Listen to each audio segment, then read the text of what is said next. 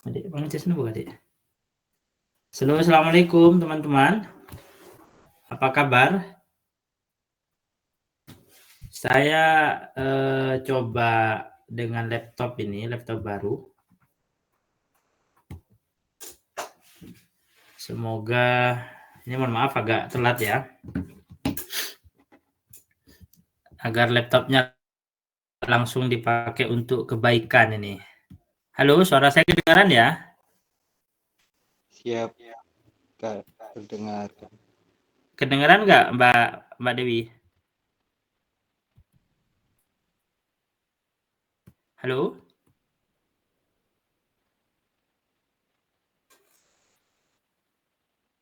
Gimana Mas Rozak, enak nggak?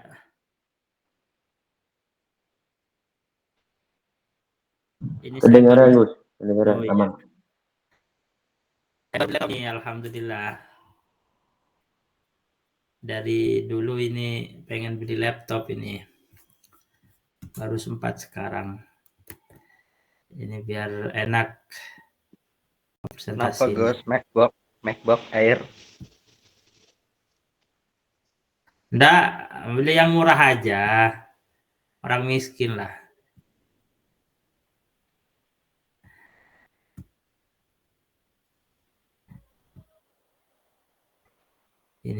Ini saya mau ambil anunya ini. Mana ya? Windows. Suaranya jernih, Kiai. Wah, suaranya jadi ya lebih bagus dari yang kemarin ya. Alhamdulillah jernih. Ini masih bingung nih. Saya mau membagikan layar ini. Santai ya, nggak apa-apa ya. Saya baru datang loh. Baru nyampe rumah. Saya lupa kalau sekarang malam minggu. Saya duga malam mana sekarang itu. Saya duga malam Sabtu. Ternyata kemarin yang malam Sabtu ya. Ini gimana cara membagikan Windows?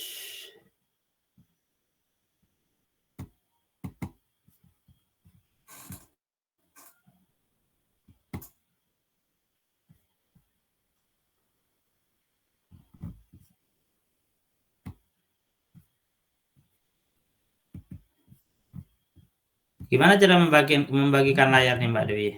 Apa saya harus jadi admin dulu Mbak Dewi?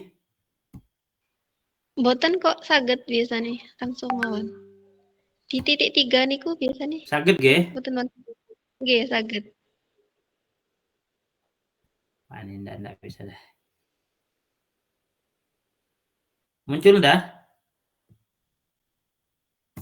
Dereng. Oh, sampun. Muncul ya? Nggih.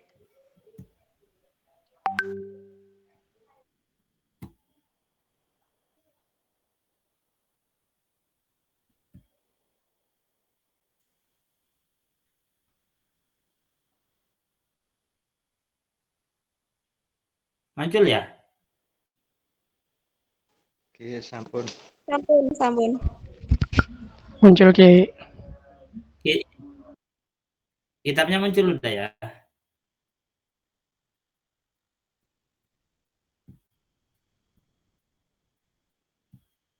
Ini muncul ya? Nggih, sampun. Wah, ini suaranya Mbak Dewi kedengaran juga ke sini nih.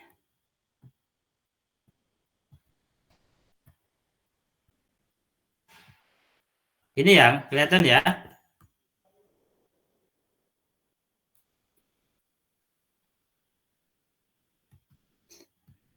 Ini biar laptopnya ini.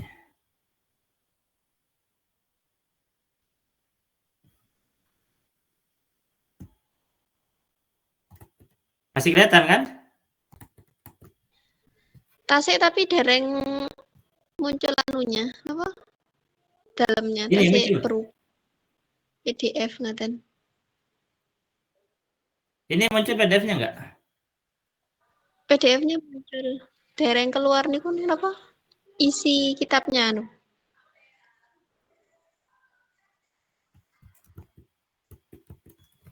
Oh, ini ya sih.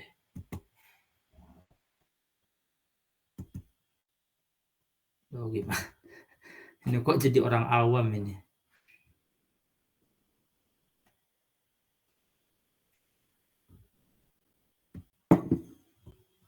Si.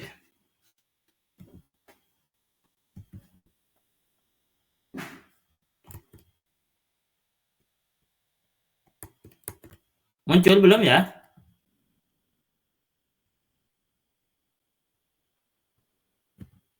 Udah muncul, Mbak Dewi? Layarnya sampun muncul, namun tasik niku berupa nopo niki. Dereng keluar, mungkin dipencet dulu itunya, Gus. Apa? PDF-nya jenengan. Ya. Belum diklik itu, Gus. Maaf ini awam ini, baru beli laptop. Iya. Wah, kelihatan awam banget saya ya. Ini muncul?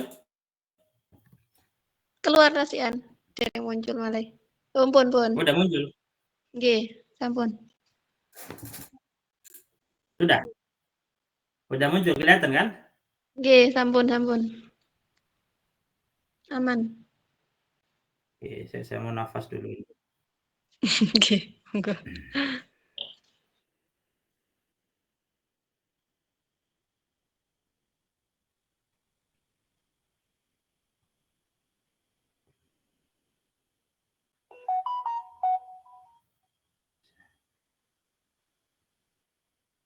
Saya mau share di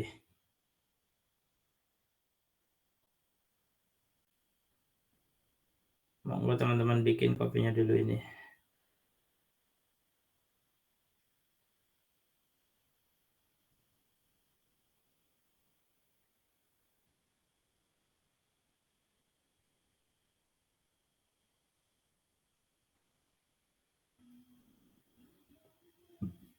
Saya membagikan info pengajian dulu di medsos ini, soalnya kemarin banyak yang tanya.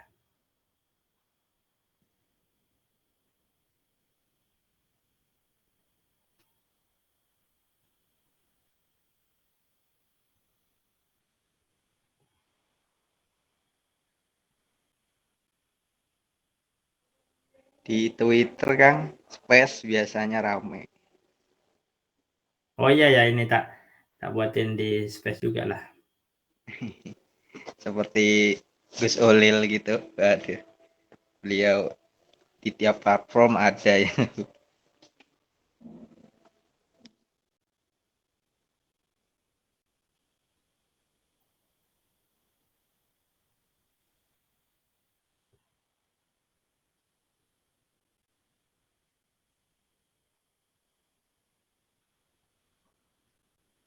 Nanti kalau ada yang aneh-aneh gabung ditendang ya Mbak Dewi, biasanya dari luar negeri itu biasanya tuh.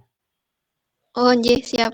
Nggih, lek nama-namane rodok ke India ngoten mangke kula. Iya, Kayak kalau nggak beres itu India tuh nggak beres tuh biasanya. nggih. Ini bukan rasis ya, tapi memang Nggih, faktanya siap. begitu. Kalau nggak beres tuh biasanya tuh. Nggih. Ya.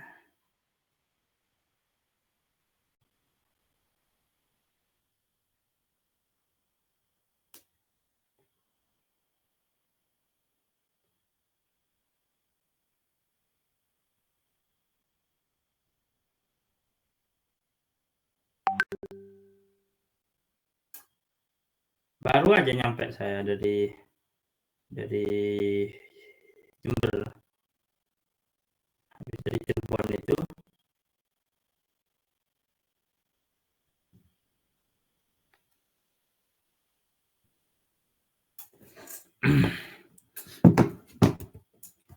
Oke, bismillahirrahmanirrahim. Alhamdulillahirabbil alamin.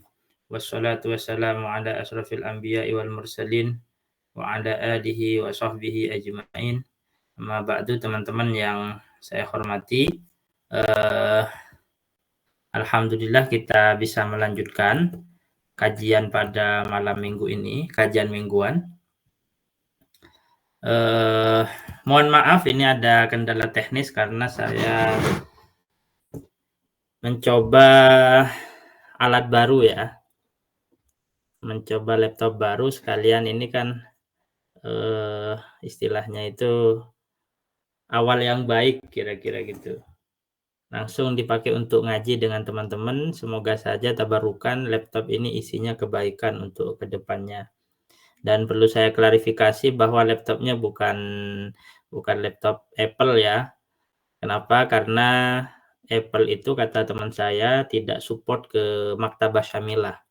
Itu alasan kedua. Alasan pertamanya karena nggak punya uang ya. Terlalu mahal dan ya bukan terlalu mahal ya. Uangnya nggak ada. Kadang alasan terlalu mahal itu bukan alasan yang utama karena uangnya tidak. Dan apa ya, al-hajatu qaddaru biqadriha. Keperluan itu diukur dengan ya dipakai untuk apa. Karena kepentingan saya hanya untuk Microsoft Word, untuk presentasi, untuk Zoom, mungkin terlalu mewah ya untuk menggunakan Apple itu. Biasanya Apple kan digunakan untuk editing video, untuk kerja-kerja yang berat itu, dan saya tidak punya kepentingan ke situ. Jadi kita memang harus belajar menggunakan sesuatu dengan kebutuhan ya, ada kebutuhan hidup dan kita harus jauh dari gaya hidup. Kenapa? Karena gaya hidup itu kalau dituruti semua bisa ambruk ekonomi kita dan ya mental kita lah. Adapun yang banyak uangnya ya nggak apa-apa itu. Kelihatan ya Mbak Dewi ya? Presentasinya ini kelihatan ya? Bisa kelihatan ya? Dipesan nggak apa-apa di. Oke, teman-teman yang saya hormati, saya kemarin dari Cirebon mengisi muhadharah ammah kuliah umum tentang ahammiyatu usulil fikhi, urgensi dan relevansi usul fikih bagi generasi milenial. Ya maksudnya adalah bagi anak-anak sekarang gitu. Saya sudah menulis sebuah makalah yang cukup panjang, ada 10 halaman dan saya sudah bagikan ke teman-teman di grup, jadi teman-teman bisa mengaksesnya juga.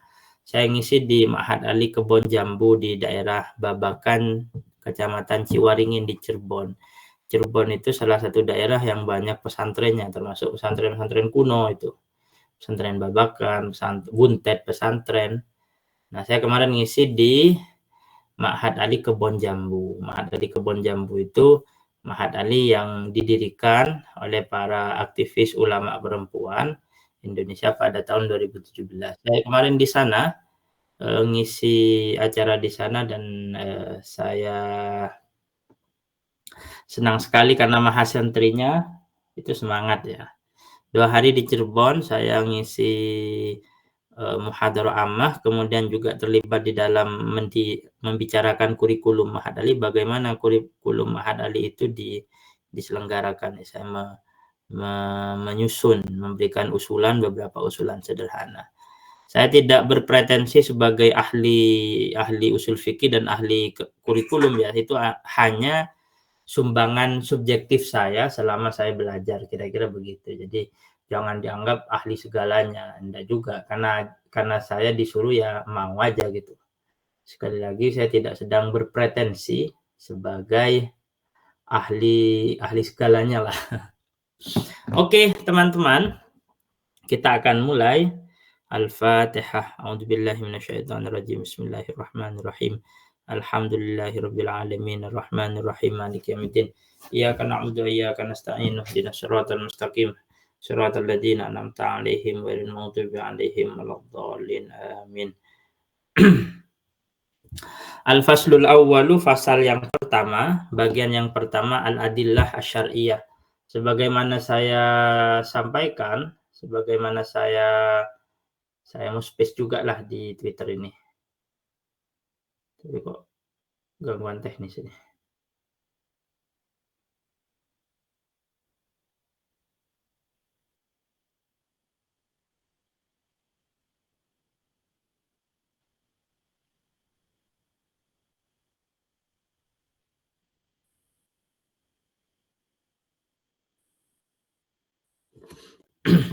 Sebagaimana saya sampaikan bahwa mapping usul fikih itu ada 4.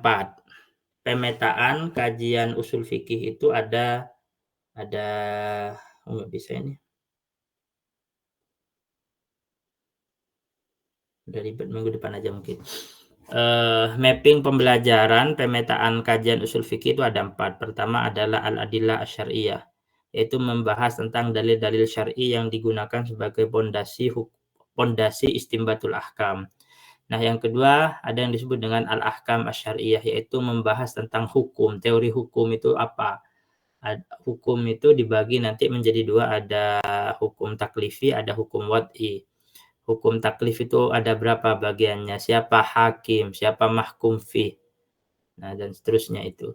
Nah, bagian ketiga ada yang disebut dengan al-qawaid al-usuliyah al-lughawiyah, kaidah kebahasaan, studi bahasa di dalam memahami teks Al-Qur'an dan As-Sunnah.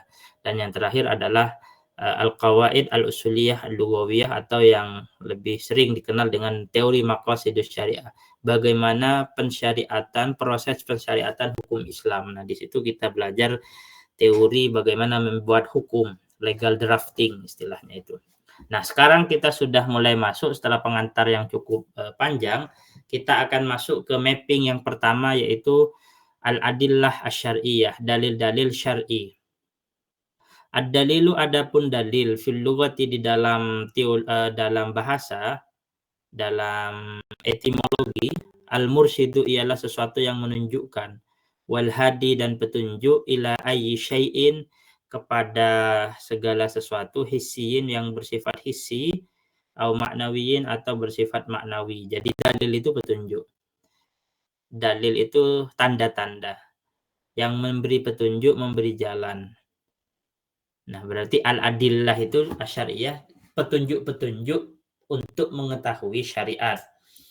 Wa fi istilahil usuliyina, dan di dalam terminologi para ahli usul fikih, dalil itu adalah ma ialah sesuatu yumkinu yang memungkinkan, atau sulu apa sampai bisahihin nazari dengan benarnya perenungan fihi di dalam ma illa matlubin khabariyin kepada sesuatu yang dicari, khabariyin yang bersifat khabari. Jadi dalil itu adalah proses penalaran, pencarian nalar yang bisa mengantarkan kepada kesimpulan yang benar. Mithlu hudusil alami, seperti barunya alam. Barunya alam, kesimpulan bahwa alam itu hudus, alam itu selain Allah. Bahwa selain Allah itu baru, itu diperoleh dari perenungan yang panjang hingga menghasilkan kesimpulan bahwa alam itu baru. Bin nadhari, dengan merenung fi ahwalil alami, tentang kondisi alam, min taghayyurin wa taqallubin wa fana'in, dari perubahan, wa taqallubin dan perpindahan, wa fana'in dan kerusakan. Bagaimana rasionalisasinya? Begini, setiap sesuatu yang berubah itu berarti baru. Nah, alam berubah, berarti alam itu baru. Nah, itu yang dimaksud dengan dalil itu. Jadi proses perenungan untuk menghasilkan kesimpulannya, menghasilkan natijah, konklusi.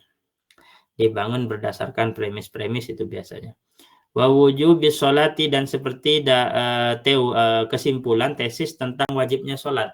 Bin nadhari, dengan merenung, fi dalalatin nususi, di dalam petunjuk teks asy-syar'iyyati, teks-teks syar'i, alaihi, atas wujubis sholat.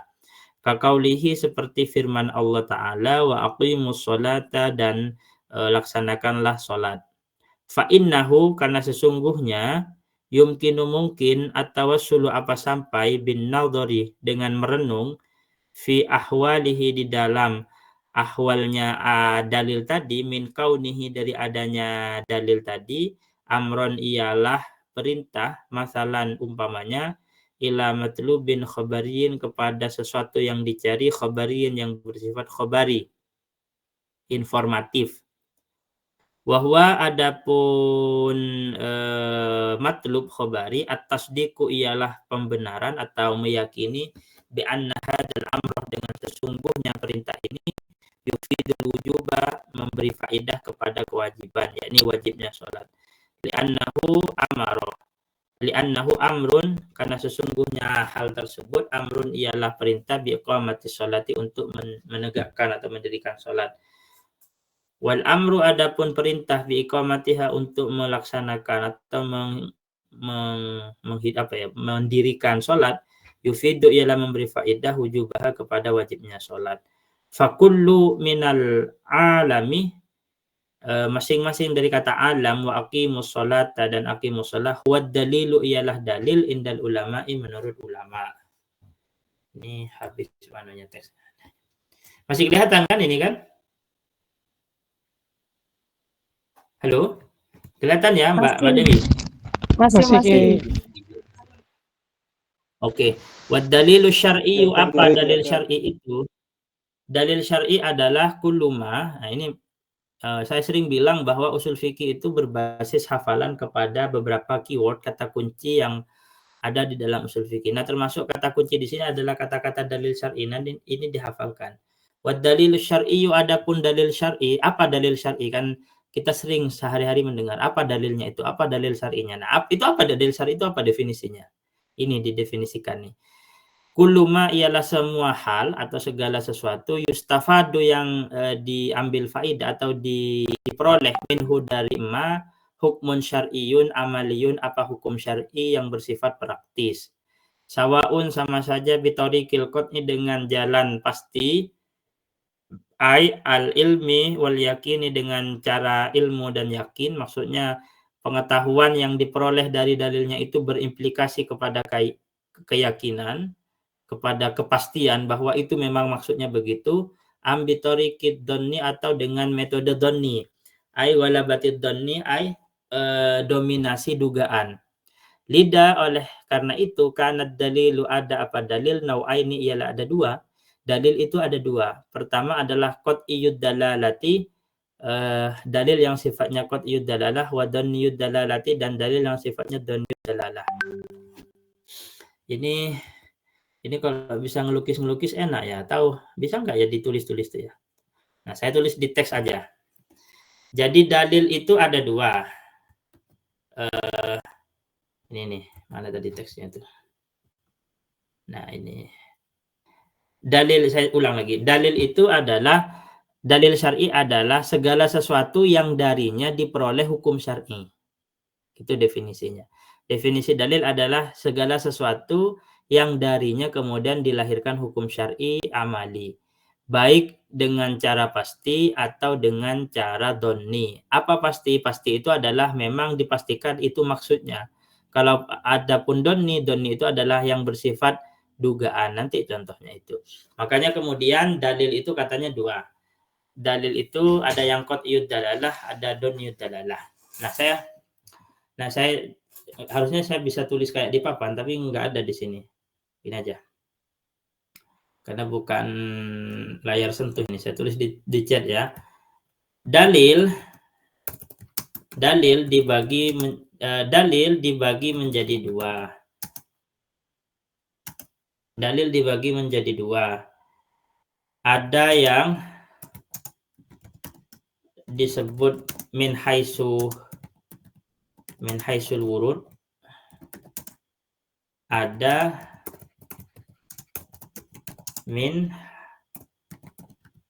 sudah mulai teknis begini nggak apa-apa ya teman-teman ya, jangan dianggap bosan. Jadi dalil itu dibagi menjadi dua, ada dalil min haisul wurud, ada min haisud dalalah. Dari aspek dia diterima atau tidak, maksudnya diterima dia dijadi wurud itu kedatangan. Nah, min haisud dalalah dari aspek kandungan. Nah, yang dibagi di sini teman-teman, lidha kanat dalilu nau'aini itu min haisud dalalah, dari aspek kandungan teksnya. Nah, sebelum itu kita harus mengetahui bahwa dalil itu ada dua, ada min haisul wurud, ada min haisud dalalah. Min haisul wurud itu misalnya Al-Qur'an. Al-Qur'an itu dipastikan bahwa dia dari Allah itu. Jadi Al-Qur'an itu qat'i min haisul wurud itu Al-Qur'an. Kan nggak ada yang ragu itu. Masa ada yang ragu kalau Al-Qur'an itu bukan selain Allah? Enggak, Al-Qur'an itu dari Allah. Itu min haisul wurud, Al-Qur'an itu qat'i. Kemudian yang qat'i juga adalah hadis mutawatir. Maksudnya qat'i dipastikan bahwa dia dari Nabi. Kenapa? Karena mutawatir. Mutawatir sebagaimana definisinya adalah diriwayatkan oleh sekelompok orang yang mustahil mereka bersepakat untuk berdusta. Nah, kira-kira seperti itu. Jadi min haitsul wurud Al-Qur'an itu qat'i. Enggak ada yang meragukan bahwa ini bukan dari Allah. Yang kedua min haitsul wurud hadis mutawatir itu qat'i. Nah, hadis ahad min haitsul wurud itu dhanni. Min haitsul wurud ya. Kenapa? Karena masih disangsikan jangan-jangan bukan dari Nabi. Nah, itu min haitsul wurud. Sedangkan dari aspek kandungan teksnya, apa kandungan teksnya? Apakah mengarah kepada makna ini atau makna itu? Al-Qur'an pun itu donni. Jadi Al-Qur'an itu ada yang donni. Apa contohnya? Nanti itu. Contoh-contoh yang donni itu biasanya adalah dalil-dalil yang memang tidak bisa dimaknai dengan satu kesimpulan, satu tesis. Dalil-dalil yang mukhtalaf biasanya, yang memiliki banyak makna, itu dhanni. Nah, nanti itu ada penjelasannya. Jadi dalil itu dilihat dari min haitsul wurud, ada min haitsud dalalah. Min haitsul wurud itu Al-Qur'an itu qat'i. Kalau min haitsud dalalah Al-Qur'an itu ada yang dhanni. Yang dhanni itu biasanya melahirkan ikhtilaf ulama nanti. Biar tidak kagetan. Biasanya orang kalau sudah mengerti konsep qat'i dhanni itu, dia tidak kaget misalnya ada pendapat lain yang berbeda dengan pendapat yang dia yakini. Kenapa? Karena memang kalau dhanniyud dalalah dan dhanniyul wurud itu meniscayakan adanya khilaf ulama itu. Misalnya dhanniyud dalalah dari Al-Qur'an. Itu tidak bisa dipahami dari satu wajah saja, dari satu aspek saja, dia dipahami dari berbagai wajah. Atau yang dhanni adalah wurudnya, misalnya hadis ahad. Dari hadis ini disimpulkan hukumnya haram. Tapi ulama yang lain mengatakan enggak haram. Lu kan ada hadisnya, iya itu kan hadis ahad. Hadis ahad itu dhanni. Saya tidak mau berhujjah dengan hadis ahad misalnya. Nah, seperti itu. Jadi orang kalau paham konsep qat'i dhanni, dia tidak akan kaget bahwa ikhtilaf ulama itu memang dari sononya, kira-kira begitu. Wal adillatu adapun dalil nau'ani ialah ada dua. Dalil-dalil itu ada dua, yakni yang menjadi petunjuk untuk mengetahui hukum syariat itu ada dua. Adillatun muttafaqun 'alaiha, pertama dalil yang disepakati baina jumhuril ulama, antara jumhur ulama, yakni maksudnya disepakati untuk dipakai sebagai pondasi hukum Islam, inspirasi hukum Islam. Apa yang disepakati oleh banyak ulama? Jumhur ya di sini. Alkitabu pertama Al-Qur'an, was sunnatu dan as-sunnah, hadis ya, wal ijma'u dan ijma', wal qiyasu dan qiyas. Itu yang pertama, dalil yang muttafaq alaih.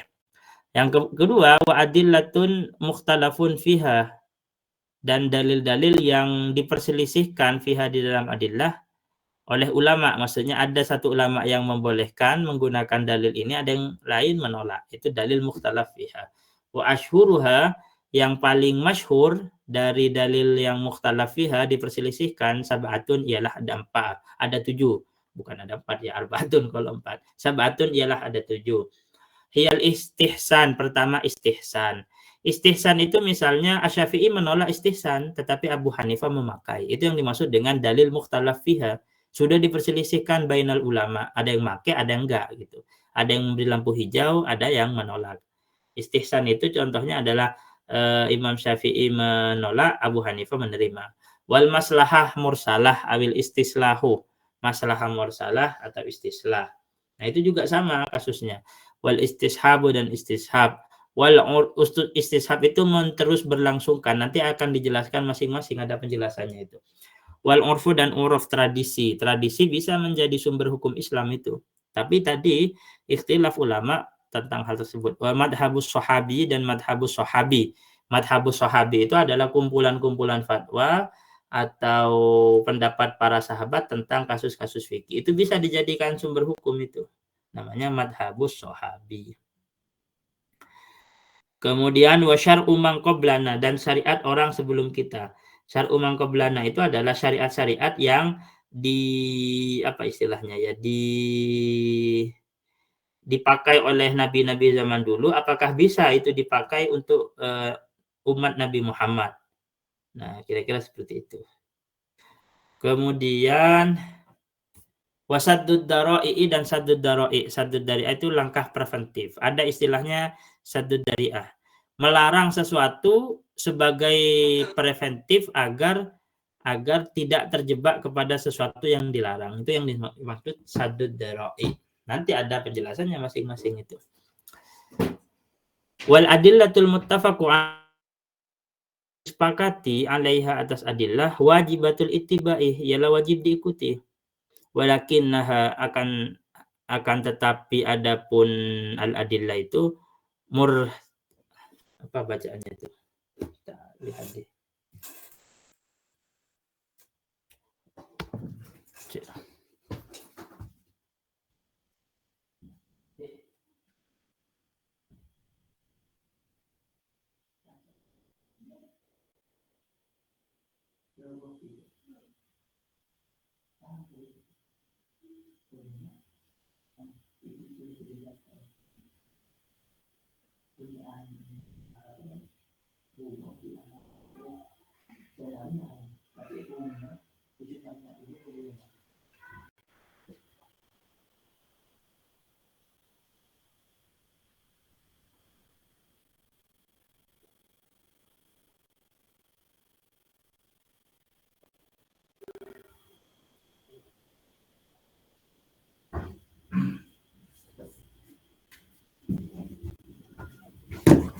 Maaf, ini saya ambil kitab anunya, kitab aslinya biar tidak tidak meragukan. Ya. Walakinnaha akan tetapi al-adillah yang muttafaq alaiha itu murattabatun ialah bertingkat.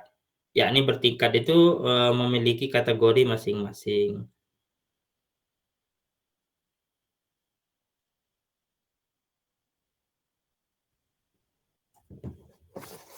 Fi darajatil istidlali, di dalam posisi berdalil biha dengan adillah. Maksudnya begini, 4 dalil ini yang disepakati oleh jumhur itu memiliki tingkatan masing-masing. Alkitabu yang pertama adalah Al-Quran. Al-Quran itu menjadi sumber teratas. Maksudnya berurutan, bertingkat itu berurutan. Alkitabu pertama Alkitab, summa sunnatu kemudian as-sunnah al-hadis. Summa kemudian ijma'. Ijma itu kesepakatan ya. Apa bahasa kerennya itu dulu? Saya sering hafal dulu bahasa kerennya ijma itu. Ada apa? Ada yang tahu teman-teman bahasa kerennya ijma itu? Kalau kias konsensus betul. Ijma itu konsensus ulama. Kemudian sumal kiasu, kemudian kias itu analogi lah. Wa dalilu wujub ittibaiha, adapun dalil wajibnya mengikuti 4 hal tadi itu qauluhu ta'ala, ialah firman Allah Ta'ala, ya ayyuhallazina amanu athi'ullaha wa athi'ur rasulah. Wahai orang-orang yang beriman, ya ayyuhalladzina, wahai orang-orang yang beriman, athi'ullaha, taatlah kalian Allah kepada Allah.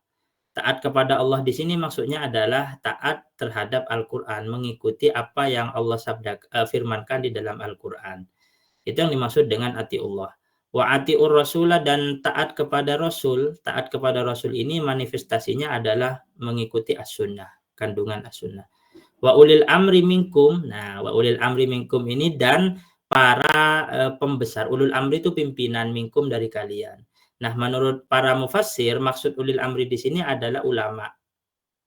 Mufassir itu biasanya menafsirkan ulil amri di dalam dua kemungkinan. Pertama umara, para pemangku kebijakan, kemudian ulama. Nah, dalam konteks istidlal ini, ulil amri dimaknai ulama.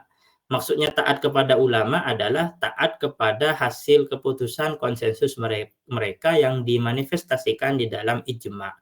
Fa in tanaza'tum, nah ini lanjutannya, mohon maaf saya buka ini lagi. Fa in tanaza'tum, jika kalian bersengketa, berselisih kalian fi syai'in, di dalam sesuatu, misalnya di Al-Qur'an, di As-Sunnah dan ijma' tidak ditemukan jawabannya, lalu kalian bersengketa, farudduhu ilallahi war rasuli, maka kembalikan kepada Allah dan Rasul. Ini maksudnya adalah dengan mengikuti kias. Kenapa? Karena kias itu definisinya adalah hamlu ma'lumin ala ma'lumin. Mengarahkan sesuatu, hamlu ghairu ma'lumin ala ma'lumin. Mengarahkan hukum yang tidak ada nasnya kepada hukum yang ada nasnya. Makanya struktur atau rukun kias itu ada 4. Ini sudah mulai teknis ya. Arkanul kias itu ada 4. Pertama adalah aslun. Aslun itu adalah titik berangkat dia menjadi makis aleh. Makis aleh istilahnya itu. Nah, pertama aslun. Aslun itu adalah tempat di mana ada nas dan nas atau ijma memberikan keterangan. Maksudnya aslun itu adalah hukum yang ada dalilnya, atau istilah lain itu adalah makis aleh. Ini aslun. Nah, yang kedua adalah far'u. Far'u itu adalah kasus yang tidak ada nas hukumnya, tidak ada nas Al-Quran dan As-Sunnah, lalu dikiaskan kepada far'un. Berarti makis aleh. Kalau tidak keliru, biar clear ini, biar nggak nebak-nebak. Aslun itu istilah lainnya apa ya?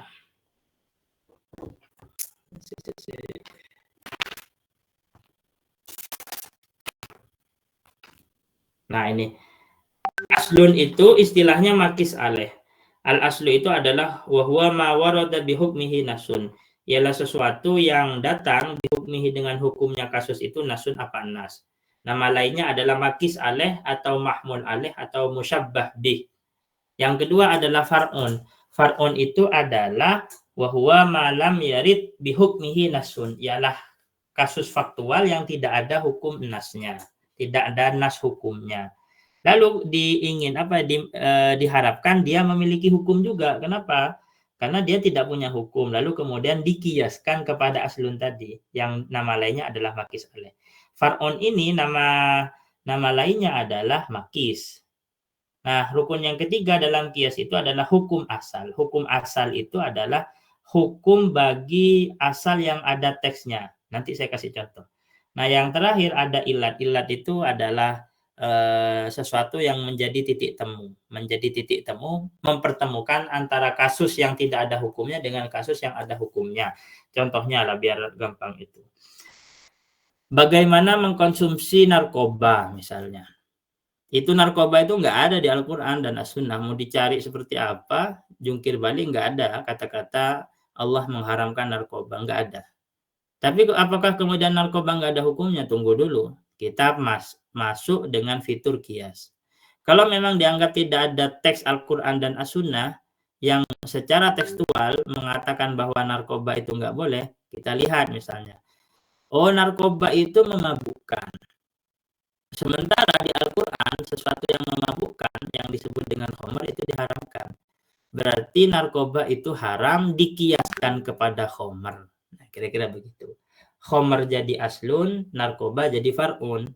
Atau khamr jadi makis aleh, narkoba jadi makis. Hukumnya haram. Haram itu namanya hukum asal. Apa yang mempertemukan menjadi titik temu? Sini sayang, ini dek. Ini keponakan saya nih. Ada yang menjadi titik temu yang mempertemukan narkoba dengan khamr kemudian dihukumi haram, yang mempertemukan adalah iskar, yaitu sama-sama memabukkan. Nah, itu contoh konkret atau praktis dari aplikasi kias. Itu maksudnya farudduhu ilallahi war rasul. Kenapa? Karena hukum narkoba itu dikembalikan kepada Allah. Masuk dengan pintu khamr tadi itu. Apa dalilnya? Ada di Al-Quran. Innamal khamru wal maisir wal ansabu wal azlamu rijsum min amali syaitan fajtanibuhu. Itu kan dalil haramnya khamr itu. Berarti haramnya narkoba itu juga dipahami dari firman Allah. Itu yang dimaksud dengan farudduhu ilallahi war rasul. Atau misalnya tidak ada teks Al-Qur'annya, tapi ada as-sunnahnya misalnya, itu sama aja bisa dengan kias.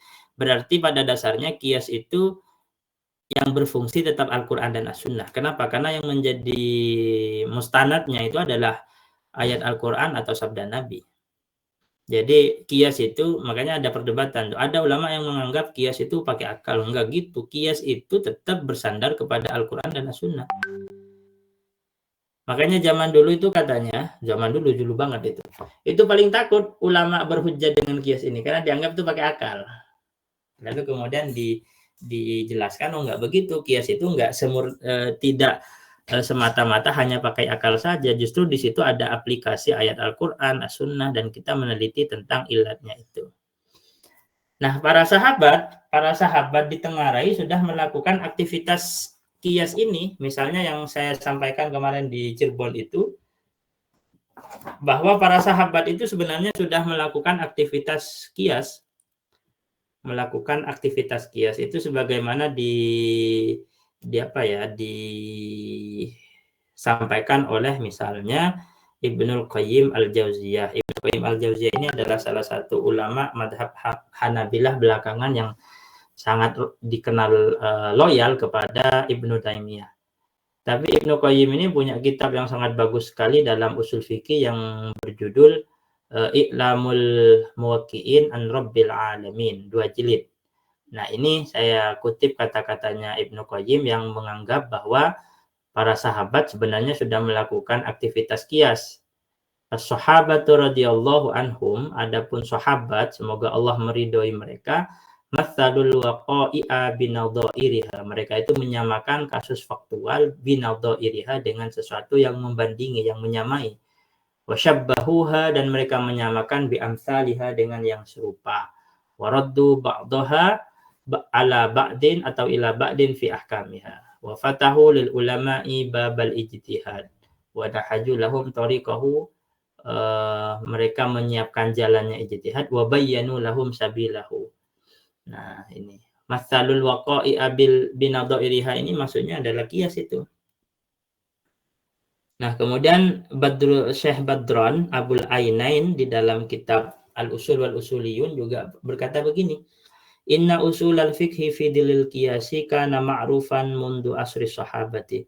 Sesungguhnya usul fikih dalam fitur qiyas, yakni menyamakan kasus yang tidak ada hukumnya dengan kasus yang sudah ada hukumnya karena ada ilatnya, itu kana ma'rufan mundu asri sahabati. Itu sudah diketahui atau dikenal di era sahabat. Illa annahu kana ala hayatin qadaya mansuratin. Hanya saja tidak dalam bentuk yang sudah baku, masih tercerai-berai. Oleh karena itu saya kemarin ngisi di Kebon Jambu termasuk di Fahmina itu saya tanya, di zaman Nabi ada nggak usul fikih, kata saya. Di zaman sahabat ada nggak usul fikih? Terus semua rata-rata jawab tidak ada. Ya tidak ada, memang nggak ada usul fikih secara ilmu seperti sekarang. Kitab misalnya kitab Ar-Risalah baru dikarang di abad kedua itu. Tapi jawabannya nggak sesederhana itu. Misalnya ketika ditanya apakah di zaman Nabi ada usul fikih, tunggu dulu. Dalam konteks seperti apa usul fikih yang dimaksud? Kalau usul fikih sebagai dia pedoman istimbatul ahkam, sarana untuk berdalil itu sudah ada. Tetapi masih belum dikodifikasi, terbukukan menjadi sebuah buku yang utuh seperti sekarang. Jadi secara substansi usul fikih sudah ada di zaman Nabi dan sahabat. Kenapa? Karena nggak mungkin ada fikih kalau nggak ada usul fikih. Hanya saja masih belum bentuknya nggak ada. Sama NU itu baru berdiri 1926. Berarti sebelum itu nggak ada NU. Ada NU tapi tidak di dalam bentuk organisasi yang secara resmi, hanya bersifat amaliyahnya saja. Misalnya Syekhona Khalil Bangkalan itu kan beliau wafat sebelum NU didirikan. Jadi min haisul makna itu sudah ada, tapi min haisul mabna itu belum ada. Secara substansi itu sudah ada, tapi secara format belum ada. Gitu jawabannya, jangan hanya dijawab ada tidak ada. In kuntum tu'minuna billahi, jika ada siapa kalian tu'minuna billahi beriman kepada Allah wal yaumil akhir dan hari akhir, dalika khairu wa ahsanu ta'wila. Jadi dalika khairun itu lebih baik, wa ahsanu ta'wila dan paling bagus penakwilannya. Fal amru adapun perintah bi taatillahi dengan taat kepada Allah, war rasuli dan Rasul dan Nabi Muhammad, amrun ialah perintah bittiba'il Qur'ani dengan mengikuti Al-Qur'an was sunnati dan as-sunnah. Jadi perintah atiullah wa atiur rasul itu adalah perintah untuk mengikuti Al-Qur'an dengan as-sunnah, diwujudkan, dimanifestasikan. Manifestasi taat kepada Allah itu adalah dengan mengikuti Al-Qur'an dan Al-Qur'an. Kalau manifestasi ikut kepada apa deh? Duduk. Dengan as-sunnah itu dengan Nabi itu mengikuti as-sunnah.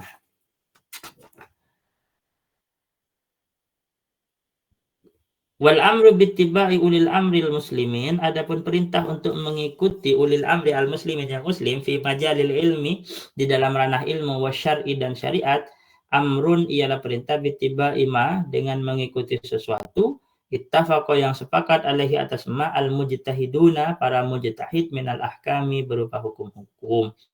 Wal amru adapun perintah biraddil waqa'i dengan mengembalikan kasus-kasus, waqa'i itu kasus, al-mutanaza'i fiha yang dipersengketakan, diperselisihkan, diperdebatkan, ilallahi kepada Allah, war rasuli dan Rasul. Jangan adik, jangan itu bedanya adik tuh. War rasuli apa?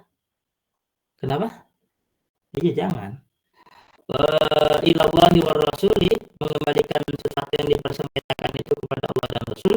Amrun ialah perintah bittiba'il qiyasi, untuk mengikuti qiyas, haitsula nassa wala ijma'a, di mana tidak ada nas yang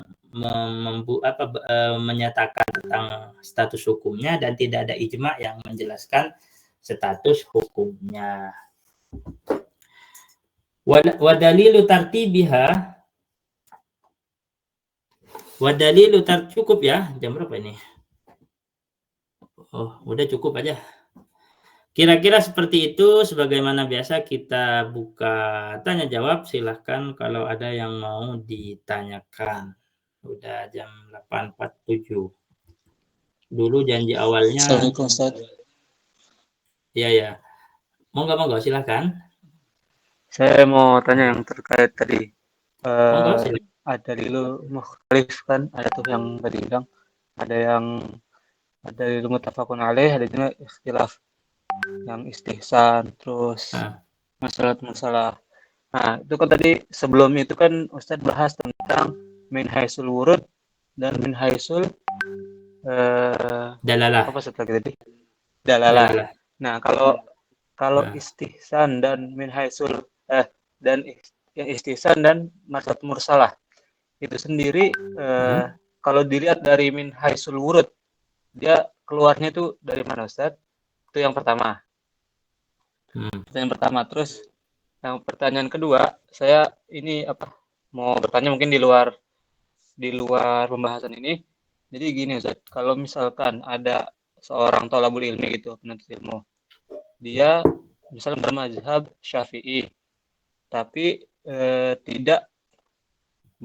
tapi memahami mazhab Syafi'i secara fikihnya hanya mendasar gitu, dasar-dasar aja lah, yang biasa-biasa aja.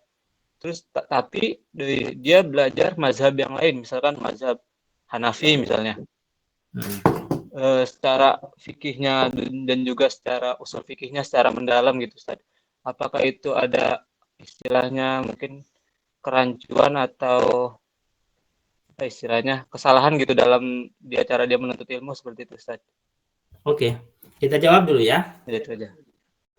Jadi harusnya bikin skema ini biar lebih gampang itu saya. Cuma laptop saya tidak touchscreen ya, tidak layar sentuh ini, layar pukul ini. Jadi begini, dalil terlalu mahal mau beli yang touchscreen-nya. Bukan terlalu mahal, tapi buat apa juga gitu kan. Itu alasan orang nggak punya uang sebenarnya. Jadi begini, dalil itu dibagi menjadi dua, dilihat maksudnya kategorinya. Ada min haisul wurud, ada min haisud dalalah. Min haisul wurud itu maksudnya dari aspek dia datang. Maksudnya min haisul wurud misalnya Al-Qur'an. Al-Qur'an itu sudah dipastikan dia mutawatir, disepakati bersama bahwa Al-Qur'an itu semuanya berasal dari Allah. Nah, itu namanya min haisul wurud, dia qat'i. Tidak boleh misalnya, ini dalilnya, ini haram. Apa dalilnya? Ini di dalam ayat Al-Quran, hurimat alaikum ummahatukum. Loh, itu benar nggak itu Al-Quran? Ya, jangan gitu. Kenapa? Karena sudah pasti mutawatir bahwa Al-Quran itu pasti dari Allah, bukan dari yang lain. Nah, yang kedua, wurud itu adalah min haisul wurud, seperti dalil min haisul wurud seperti hadis mutawatir. Itu sudah diyakini itu dari Nabi Muhammad. Kenapa? Karena diriwayatkan oleh banyak orang dan mereka mustahil bersepakat di dalam dusta, begitu kan. Namanya aja mutawatir, kan nggak mungkin berdusta atas nama Nabi, begitu. Nah, itu min haisul wurud. Apakah berhenti di situ? Tidak. Kita juga harus lihat min haisud dalalahnya, maksudnya kandungan teksnya. Anggap haisul wurudnya qat'i, tapi apakah semua kandungan ayatnya hukumnya itu qat'i? Belum tentu. Kenapa? Min haisul wurud iya Al-Qur'an itu qat'i, tapi min haisud dalalah dari aspek penunjukan teksnya, ada ayat Al-Qur'an itu yang yahtamilu ma'nan ghaira wahidin, tidak hanya mengandung satu makna. Dia memiliki beberapa makna yang itu sama-sama afsah untuk dipahami. Misalnya seperti ayat aula mastumun nisa, itu kan berbeda-beda ulama memahami dari ayat itu. Ada yang dimaknai aula mastum itu ya bersentuhan saja, batal wudunya. Ada yang beranggapan la mastum itu adalah hubungan badan, bukan hanya sekedar bersentuhan. Dan itu sama-sama fair, nggak boleh misalnya, loh tapi kan Al-Qur'annya bunyi begitu. Iya bunyinya begitu, tapi maknanya apakah hanya satu? Belum tentu. Itu min haisud dalalahnya itu donni itu, tapi min haisul wurud itu qat'i. Implikasinya apa? Ya tetap implikasinya bahwa dia diyakini dari Allah, tetapi kandungan maknanya masih diperdebatkan. Apakah memang lamastum artinya bersentuhan, ataukah lamastum hubungan badan. Dan kedua penafsiran itu sama-sama afsah di dalam hukum Islam. Banyak contohnya, misalnya juga seperti apa itu? Salah satakuru itu yang juga sering dicontohkan itu. Salah satakuru itu kan maknanya ada dua itu. 3 kali sucian atau 3 kali haid itu. Itu secara dalalah itu penunjukan ya, kandungan teks. Itu masih doni, multi tafsir. Dia masih multi tafsir, tidak non tafsir gitu. Non tafsir itu satu tafsir saja. Nah, bagaimana dengan istihsan, urf dan seterusnya? Perlu diketahui, nah ini perlu saya sampaikan juga teman-teman. Betul bahwa istihsan, urf, maslahah mursalah itu termasuk dalil yang mukhtalaf fiha, dalam artian ulama berselisih tentang kehujjahannya. Tetapi yang harus diketahui bersama, nanti kita akan masuk pembahasan ini, bahwa masing-masing dalil itu dari urf, istihsan, maslahah mursalah itu tidak berdiri sendiri. Mereka memiliki apa yang disebut dengan mustanad. Mustanad itu cantolan kalau bahasa gampangnya. Misalnya, apakah urf itu berdiri mandiri, bahwa tradisi itu bisa jadi dalil, sumber hukum Islam? Enggak gitu konsepnya. Urf itu menjadi dalil, inspirasinya ada dari Al-Quran. Wa'mur bil urfi misalnya. Ayat ini diyakini sebagai dalil kehujjahan urf. Yang kedua adalah mara'ahul muslimuna hasanan fahuwa indallahi hasanun. Itu hadis Nabi riwayat Ibnu Mas'ud. Itu dijadikan mustanad, sandaran kenapa urf itu bisa dipakai. Lebih dari itu nanti akan dijelaskan masing-masing kapan urf itu bisa dijadikan hujjah. Nanti ada keterangannya, itu termasuk perdebatan ulama. Nah, sesuai pertanyaan apakah itu masuk ke doni? Cara memahaminya enggak seperti itu. Cuma kalau dipaksakan dalil-dalil yang mukhtalaf fiha itu masuknya yang ke doni-doni semua itu kan. Kenapa ya? Salah satu contohnya itu diperselisihkan ulama begitu. Qiyas saja sebenarnya kan ulama ada yang menolak qiyas itu. Ibnu Hazm, madhab Dhahiri itu nggak mau qiyas itu. Mereka hanya ingin memahami Al-Quran secara ala dhahiriha, dhahiratun nusus itu. Karena qiyas dianggap ittiba'ul hawa, mengikuti hawa nafsu. Wala taqfu ma laisa laka bihi ilmun. Nanti ada itu di perdebatannya di bab qiyas. Makanya kemudian dalil yang muttafaq alaih tadi keterangannya apa? Baina jumhuril ulama. Jumhur ulama itu tidak semua ulama. Ada berarti 1-2 yang menganggap bahwa qiyas itu atau ijma itu tidak bisa dijadikan dasar hukum Islam. Tetapi bahwa jumhur bersepakat ya. Jawabannya seperti itu. Pertanyaan yang kedua, apakah tadi rancun? Tidak juga ya. Pertama, perlu diketahui bahwa di dalam Ahlussunnah wal Jamaah tidak ada kewajiban konsisten atau diam mengamalkan satu madhab tertentu. Adamu wujubil iltizam bimadhabin muayyanin. Itu juga ada di dalam kitabnya Syekh Hasyim Asy'ari, pendiri NU, Ar-Risalah, Risalah Ahlussunnah wal Jamaah. Ahlussunnah wal Jamaah. Bahwa umat Islam itu tidak diwajibkan hanya bermadhab satu. Maksudnya kalau saya Syafi'i semuanya harus Syafi'i, enggak juga. Kalau keluar dari Syafi'i misalnya dosa, enggak juga. Kita boleh pindah-pindah, yang penting sesuai dengan aturan dan koridor yang sudah ditetapkan oleh ulama. Salah satunya adalah tidak boleh talfik. Talfik itu mencampur adukan beberapa pendapat ulama di dalam satu qadhiyah yang masing-masing ulama itu menegasikan, menafikan ulama yang lain begitu.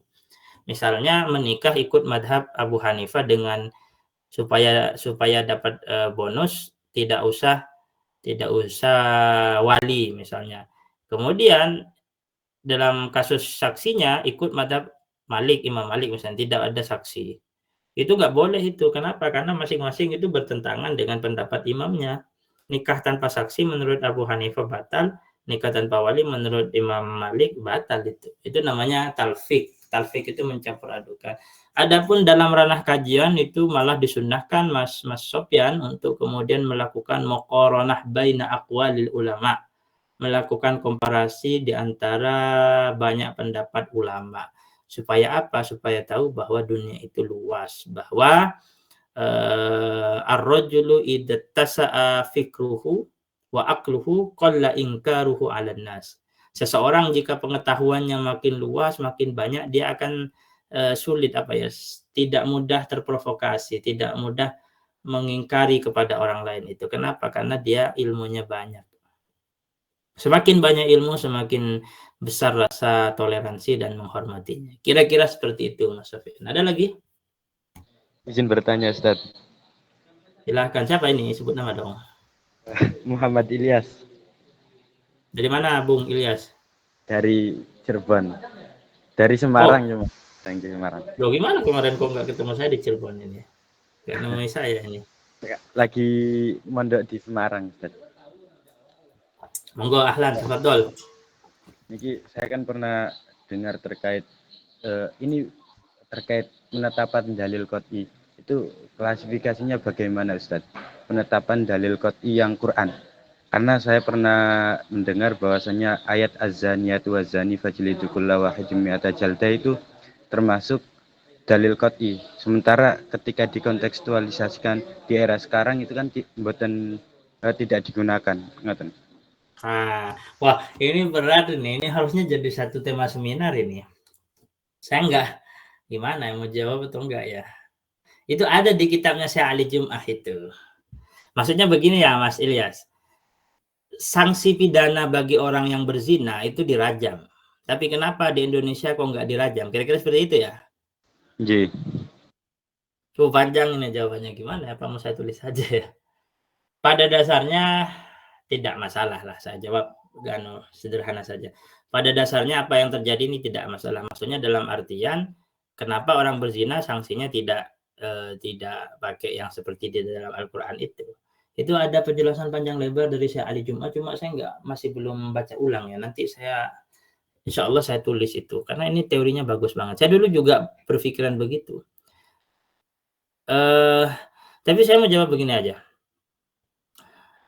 Ketika kita konsisten misalnya ingin menerapkan hukum Islam, sanksi pencurian itu dipotong tangannya, sanksi berzina dirajam, sanksi pencemaran nama baik dijilid itu, dijilid istilahnya, fajlidu kulla wahidin minhuma mi'ata jaldah. Jika kita konsisten mau menerapkan itu, maka prosesnya juga harus tulis aja Gus kalau ya harus ditulis tuh panjang jawabannya itu. Atau saya fotokan baca sendiri nanti itu. Nah, kalau kita konsisten mau menerapkan hukum Islam, maka kita juga harus konsisten bagaimana itu ditempuh proses penetapannya dengan hukum Islam. Misalnya begini, misalnya sanksi perzinahan itu kalau di dalam fikih, perbuatan dianggap pidana perzinahan itu adalah ada 4 orang saksi yang mereka itu adil itu dalam artian ya bisa dipercaya, memiliki integritas, melihat langsung seseorang laki-laki memasukkan kemaluannya laki-laki itu kepada kemaluan perempuan, dan ada 4 orang yang melihat langsung. Kalau kurang dari 4, itu nggak bisa. Kenapa? Nanti jadi syubhat itu. Hudud tidak boleh diterapkan kalau ada syubhat. Idra'ul hudud bis syubhat. Nah, itu nggak boleh itu. Maka kemudian tidak semudah bahwa orang berzina dirajam, tapi ada pertanyaan bagaimana proses zinanya. Oh, sekarang kan ada CCTV misalnya. CCTV itu tidak bisa dijadikan saksi utama di dalam penentuan proses penetapan pidana perzinahan. Malah kalau kita membaca kitab Fathul Qorib, Mas Ilyas, tapi ini sekali lagi jangan disalahpahami ya. Orang kalau berikrar dia sudah berzina dan memang benar-benar berzina, kalau katanya Fathul Qorib itu sunnah ditarik ikrarnya itu. Maksudnya apa? Maksudnya syariat itu lebih semangat untuk menutupi aibnya itu. Tapi ini jangan dijadikan dalil bahwa zina nggak apa-apa, nggak, tetap zina dosa besar itu. Tetapi maksudnya kalau sudah kadung dia berzina, maka itu, dan dia sudah berikrar bahwa saya berzina misalnya, itu sunnah ditarik lagi. Ada di Fathul Qorib ini. Nah, ini jarang diketahui orang-orang. Orang-orang hanya beranggapan oh zina disanksi begini. Ya betul disanksi, tapi kan prosesnya nggak sesederhana itu. Bahkan ada beberapa kisah Nabi, misalnya Gomidiyah itu, beberapa orang pernah berzina lalu apa ya istilahnya, menyerahkan dirinya pada Nabi, mereka minta disanksi. Itu di dalam hadis Nabi berkali-kali menolak itu. Ada hadisnya. Jangan-jangan kamu cuma berpelukan, kira-kira begitu. Enggak, Nabi, saya benar-benar melakukan hubungan badan. Jangan-jangan cuma katanya cuma bersentuhan aja, cuma saling pegang aja. Enggak, Nabi, saya memang masuk itu katanya. Barang itu masuk katanya. Masuk tuh barang katanya Mas Gunawan. Ini ada Mas Gunawan nih dari Cirebon ini. Masuk tuh barang gitu. Nah, itu Nabi menunjukkan ekspresi tidak suka beliau itu. Maksudnya tidak suka, udahlah nggak usah rame-rame, itu aib kan. Kamu yang penting tobat aja dan berhenti melakukan tindakan itu. Nah, apa poinnya? Poinnya adalah spirit dalam Islam itu adalah untuk menutupi aib-aib seperti itu. Tapi ini tidak bermakna bahwa zina itu boleh. Enggak ya, zina tetap dosa besar itu. Di Fathul Qorib ada. Adapun pertanyaannya Mas Ilyas, sekali lagi itu terlalu panjang kalau dijawab secara utuh. Syekh Ali Jum'ah sudah menulis ini di dalam kitab Al-Bayan Lima Yusgilul Adhan. Besok saya fotokan, saya kirim ke grup. Ya, salah satu kesimpulannya adalah bahwa tidak menerapkan ayat-ayat Al-Quran yang sifatnya qat'i, yang sudah tegas bahwa maksudnya begitu, seperti sanksi pidana bagi orang berzina, itu tidak serta-merta dianggap sebuah kesalahan. Kira-kira kesimpulannya seperti itu. Ada lagi?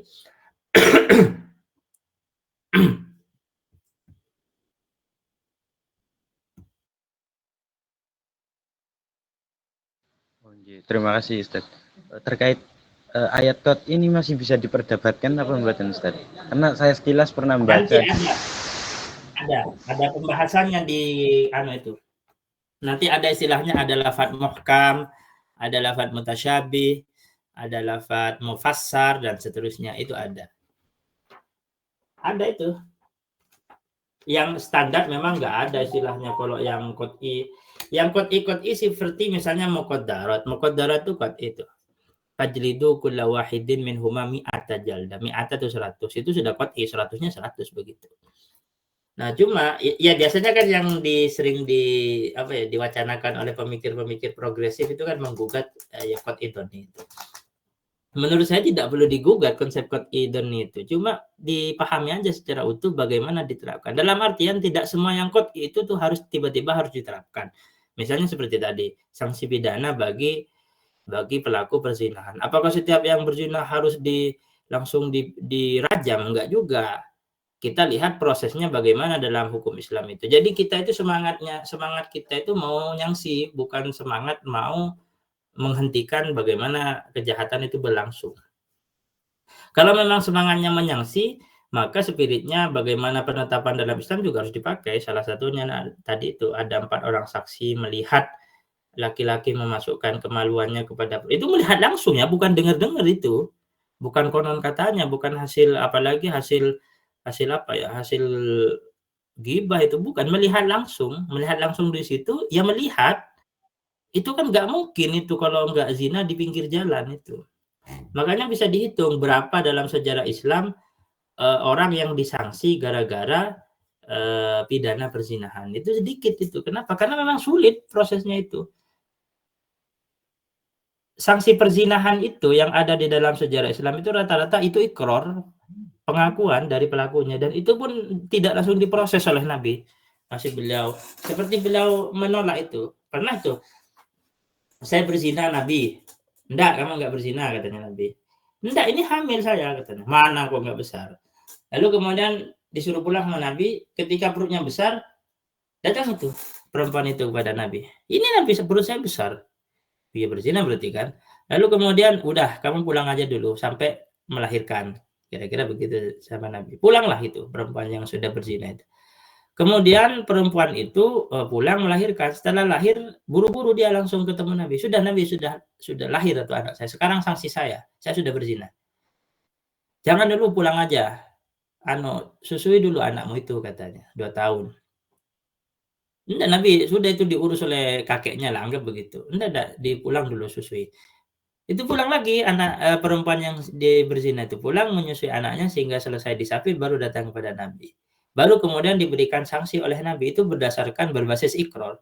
Kemudian disanksi oleh Nabi, dirajam, dan kemudian setelah orang itu wafat, Nabi bersabda bahwa perempuan ini andaikan dosanya, andaikan pahalanya ditimbang dengan pahala-pahala orang sedunia, maka pahala perempuan ini lebih tinggi dari pahala orang sedunia ini.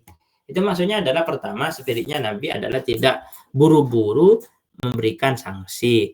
Yang kedua, dalam kasus perzinahan, seperti yang kemudian ada di kitab-kitab fikih, itu lebih baik tidak usah rame-rame. Kalau sudah jadi ya, maksudnya kalau sudah berzina, kalau usah rame-rame, minta ampun saja kepada Allah. Dan bahkan kalau di Fathul Qorib itu, kalau sudah berikrar mengaku berzina, lebih baik ditarik itu ucapannya. Salah satunya ditarik, misalnya saya berdusta misalnya. Supaya apa? Supaya itu menjadi penyesalan yang mendalam dan dia ya bertobat kepada Allah. Tidak dalam semangat bahwa zina itu nggak dosa. Enggak, zina tetap besar-besar gitu. Ada lagi?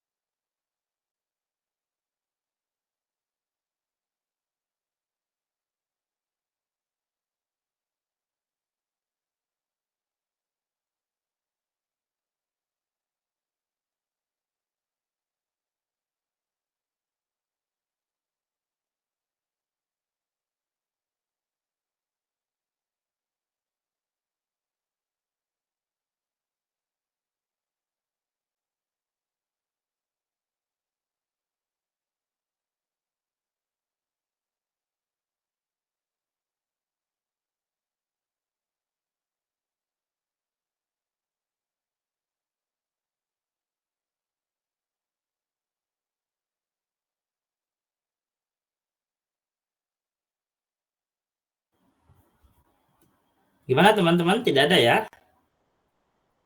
Kalau tidak ada kita tutup. Sudah ya Mbak Mas Rozak? Sudah ya Mas Rozak ya? Sudah, paham. Sudah ya. Udah ya Mbak Dewi ya? Kalau masih ada silakan. Kalau masih ada. Oke.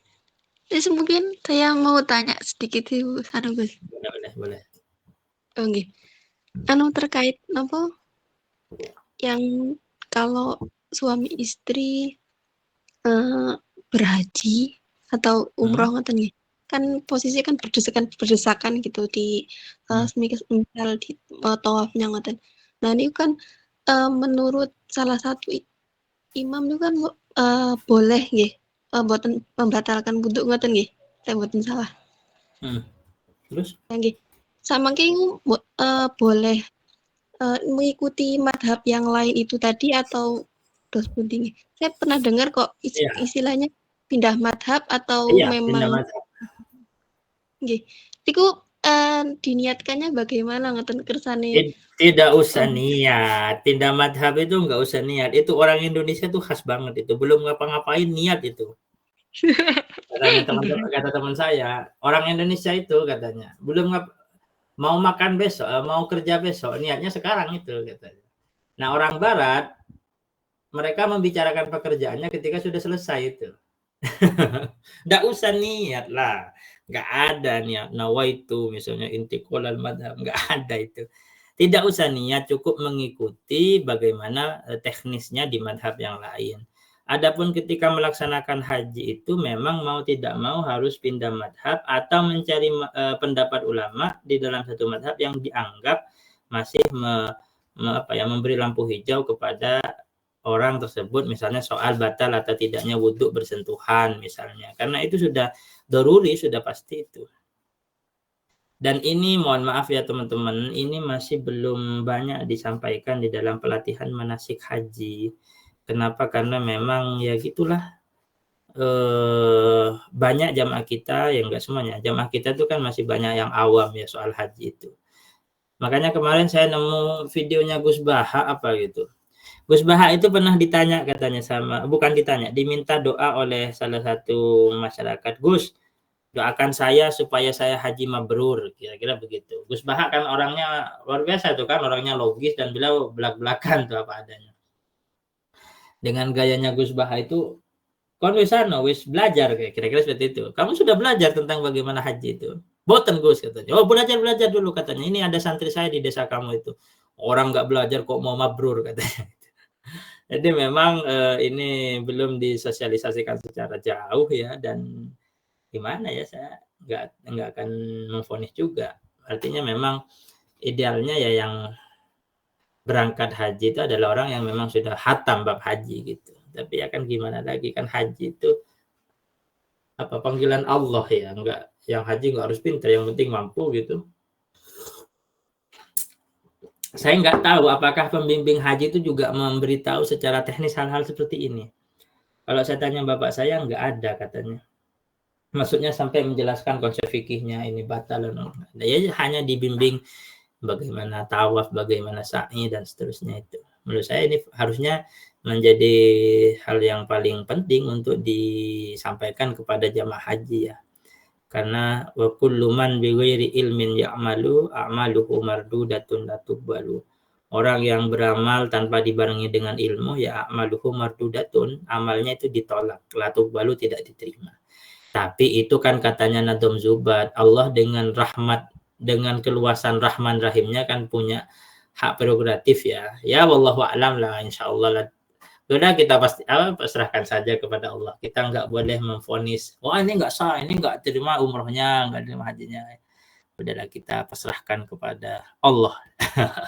Yang penting ya idealnya orang yang mau berangkat haji itu memang sudah khatam fikihnya, Mbak Dewi. Mungkin teman-teman ini mungkin nanti semoga mendapatkan rezeki haji semua, dan haji yang memang sudah purna, sudah selesai dengan konsep fikihnya ya, biar maksimal ibadahnya. Amin ya, kira-kira seperti itu. Jadi nggak usah niat Mbak Dewi, ini bukan mau bayar zakat ini. Wah, orang Indonesia itu apalagi orang Indonesia yang NU, wah itu lebih itu, belum ngapa-ngapain udah niat tuh. Kalau nggak niat dianggap nggak sah itu. Lagi siap. Di kampung tuh Mbak Dewi, istilahnya itu di oca itu seperti nadar. Begini tuh orang kampung itu. Kalau ada cucunya sakit biasanya, itu tiba-tiba bilang tuh, asal nanti kamu sembuh nak, kamu nanti akan saya ajak ziarah. Itu khas orang-orang desa banget itu. Jadi nggak usah niat ya, nggak usah lah. Orang NU banget tuh Mas Rozak. Kalau apa-apa ditanya harus ada niatnya, enggak? Nggak ada niatnya Mbak Dewi. Udah cukup apa lagi? Dampak bermadzhab Syafi'i kayaknya Ustaz. Apa? Dampak bermadzhab Syafi'i kayaknya. Iya, dampak bermadzhab Syafi'i itu semuanya memang harus niat di NU lah. Harus berniat. Formalitas, sangat formal. Ada lagi? Saya mau tanya Ustaz. Oke, boleh. Sebut nama, sebut daerah kalau berkenan. Silakan. Nama saya Adi Ridho dari Jember. Oke, Mas Ali, apa? Jadi mungkin ini sedikit melenceng. Jadi saya itu termasuk orang yang aktif menulis di suatu organisasi gitu Ustaz. Nah, di situ banyak saya temukan kadang adik-adik itu adik-adik santri itu banyak mengambil, ya mungkin ambil dari Google gitu ya. Ambil kayak pendapatnya Bin Bas, pendapatnya Utsaimin, dan ulama-ulama Wahabi lainnya. Nah, yang saya tanyakan Ustadz, dalam pengambilan dalil semacam itu, apa namanya, terutama untuk orang awam, apa sebaiknya dimutlakkan tidak mengambil dalil dari beliau-beliau, atau seperti apa Ustadz? Seperti itu. Oke. Kalau ditanyakan dalam konteks awam, lebih baik jangan ya. Kenapa? Karena kan orang awam tidak punya alat untuk melihat secara utuh bagaimana dalil itu dibangun. Orang awam kan terima jadi, wis ngene ae gitu kan, kul huwa ae kan, misalnya begitu. Tapi saya juga tidak sepakat misalnya kita anti kepada pendapat ulama yang dianggap misalnya Wahabi gitu. Jadi al-ibratu bil qaul ya, atau al-ibratu bil jauhar la bil madhar. Yang diperhitungkan itu adalah bunyi argumennya, bukan undur makola wala tandur mankola. Apa yang diucapkan, meskipun Al-Utsaimin kalau argumennya bagus dan dia sesuai dengan kaedah keilmuan itu ya kita pakai. Itu kalau intelektual, kalau awam ya jangan. Misalnya, dan ini kalau di Indonesia itu kan perdebatannya di Basul Masail itu apakah ini muktabar atau tidak muktabar. Itu kan begitu kan perdebatannya, dan itu sudah selesai itu. Itu sudah pernah dibahas di Muktamar NU tahun 1984 di Situbondo di Sukorejo. Muktamar 27 tentang bagaimana kaul muktabar tidak muktabar itu.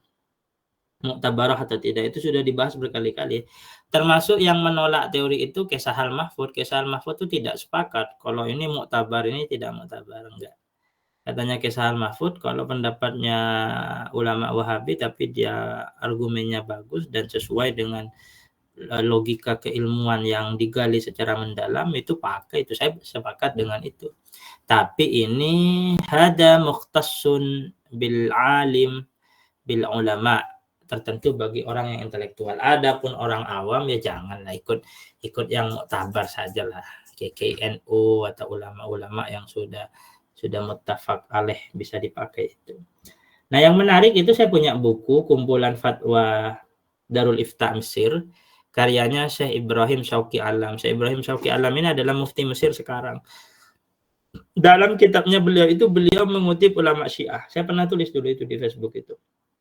Salah satu pendapat beliau di situ mengutip Ayatullah Ali As-Sahrastani kalau nggak keliru itu.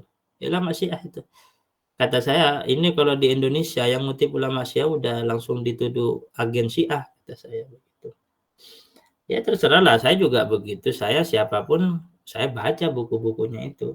Ya tentu kita kan punya perangkat keilmuan sendiri, kita telaah, kita nilai seperti apa argumennya.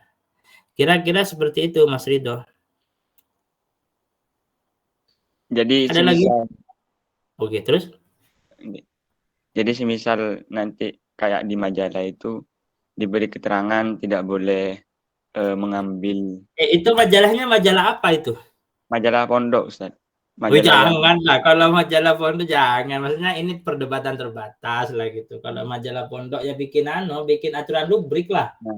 Atur di rubriknya itu. Soalnya memang dibuat, rencananya mau dibuat aturan rubrik tidak boleh mengambil, ya mau di iya enggak, majalah pondok yang baca anak-anak ibtidaiyah yang baru masuk pondok kacau itu nanti. Kecuali memang misalnya diskusi terbatas antar sesama redakturnya, misalnya sesama ustadz di pondok nggak apa-apa. Kalau majalah pondok yang dibaca wali santri baru gitu ya jangan itu. Oke, makasih. Ada lagi? Udah cukup ya, udah jam 9 nih teman-teman, malam minggu kok. Wah, rekomendasi. Bahasa apa Mas Adi? Bahasa Indonesia apa bahasa Arab? bahasa Indonesia, Ustaz. Enggak, ini Mas Adi, Indonesia.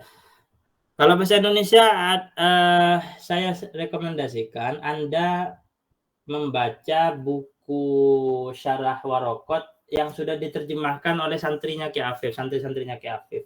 Diterbitkan oleh penerbit Qaf.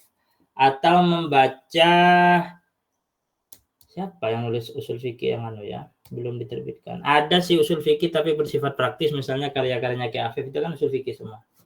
Atau membaca kaidah usul fikih yang ada di Shopee saya itu, karangan Ustadz Khairuddin Hafsis, pengajar di Ma'had Al-Istubondo. Sekali lagi ini bukan promosi, karena saya ditanya, saya sampaikan aja tuh. Apa lagi ada?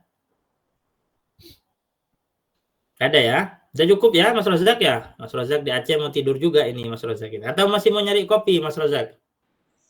Ya enggak, mau nonton bola mungkin. Oh, nonton bola. Oke. Di sini sudah jam 21 Mas Rozak, jam 21 ini malah. Iya.